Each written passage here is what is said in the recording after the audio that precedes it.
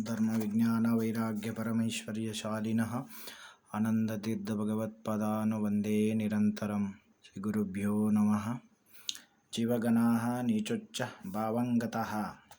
Reading from Tambrapani Subbachar Raghavendran MABL. Souls are higher and lower. SMSO Sabha publication number 60.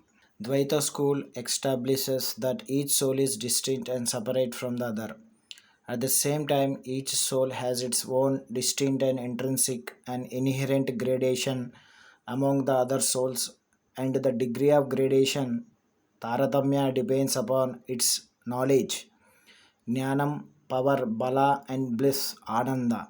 This is called Swarupa Taratamya, gradation in the very intrinsic nature of the souls.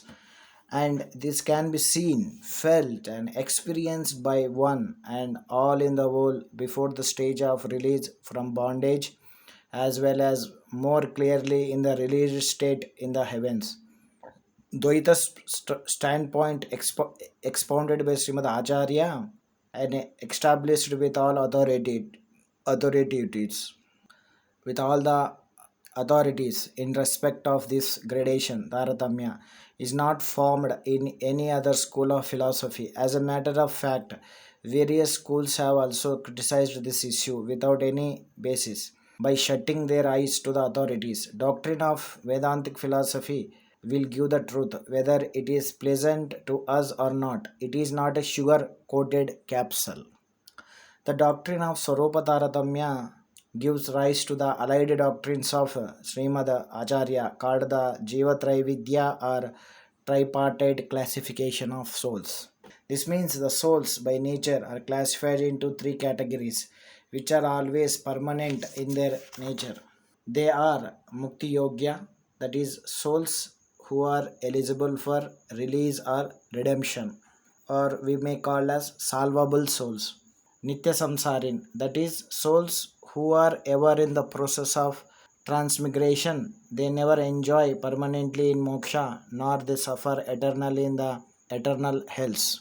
That is, ever transmigrating souls. Tamo Yogya, damnable souls, that is, souls who are destined to eternal hells. Nitya Tamas, by their very nature, there is no chance for them to come up.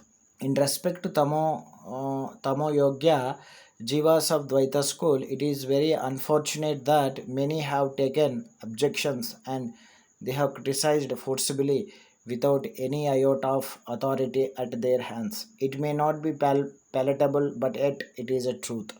This humble author submits herewith an example to highlight this point. Kali, Duryodhana was smashed by Sri Bhima and he fell down. Death was certain to him. At the time, Lord Krishna, along with his true bhakta in every sense of the term, namely Bhima, went there and stood before him.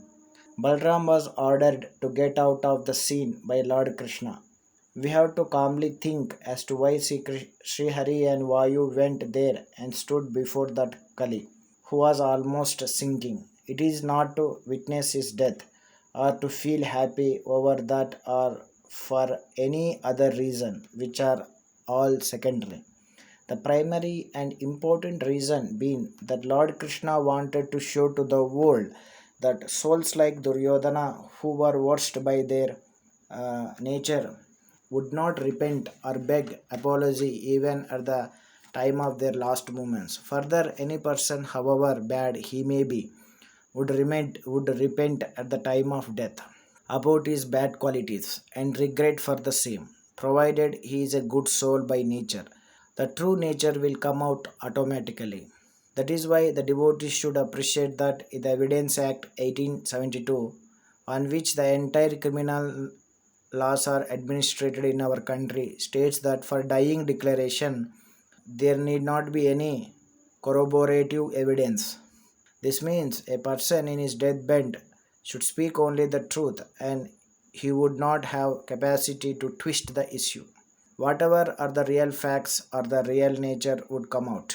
In order to show this to the world, Lord Krishna, the greatest Guru, along with Bhima, went and stood there.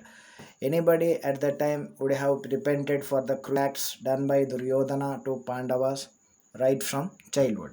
If he is good soul by nature, he would have repented and regretted for his past actions. If one word of genuine regret was expressed by Duryodhana at that time, Lord Krishna would have ordered for the divine chariot to come and carry him to the heavens. Instead, Duryodhana heavily criticized again Lord Krishna and censured Bhima.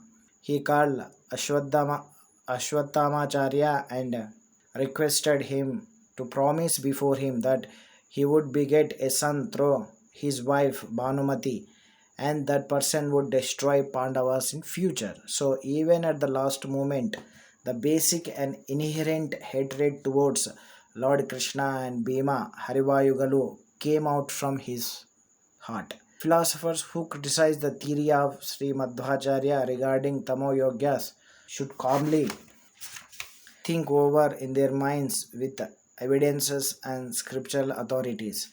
They have to accept the truths as the truths without caring as to whether the truths please them or not. Doctrines of philosophy cannot be twisted or altered or molded as per one's own convenience or one's own feeling. The next question, corollary to this proposition, is raised by many. The humble author is submitted below. The question whether God has the capacity to change the intrinsic or inherent nature of the soul. To put it bluntly, whether Lord Krishna has the capacity to change or convert Arjuna to Duryodhana or vice versa. Such a question is besides the point strictly. Nobody can question the power of the Lord. He can do anything and everything. Regarding his power, nothing is impossible. Kartum akartum anyada kartum samarthaha, which means God can do anything, God can abstain from doing anything, God can do anything in any altered form. The permanent question in the philosophy should be as to why God is not doing, though capable to do so. If this investigation is taken and analyzed calmly, the answer would show that the great mercy of Lord towards Sattvic souls who believe in God and want to work out for their salvation from this samsaric bondage which has no beginning. If God were to alter or change the nature of the soul, Swabhava, then it would account to destruction of the soul, Jivanasha. This is because there is no iota of difference between the Jiva and its limbs and qualities. This is the basic Vedic truth. Such being the case, altering the good nature of the soul to bad one or vice versa would amount to total alternations of the soul, which means the earlier one comes to destruction. If the soul is destroyed, then several scriptures, mainly Vedas, which speak of eternity of the souls, goes wrong and unauthoritative. Bhagavad Gita, Natveham Jatunasam Natvam Neme Janadipa, clearly proves eternity of the jivas. Jivaha Nityaha Anaditvat is the logical inference derived from the words. So, when the nature of the soul is altered, which would tantamount to destruction of the soul, would automatically bring unauthoritativeness, apramanya to these Vedas and other scriptures. Some may ask, let there be unauthoritativeness to the Vedas. What if let God convert all souls good? The question may expatia look pleasant and pleasing, but it does great damage to the Vedantic truth and philosophy. This is because to know about God and to prove His existence, the only aid for knowledge available are the Vedas. The pratyaksha, perception or inference may not be of any help. So by doing an act, if God were to make the Vedas as unauthoritative, then the presence or the existence of God cannot be established. There is every possibility of the whole country or the universe turns turning into turning to atheists, and by them there will not be any help, but only utter chaos will prevail.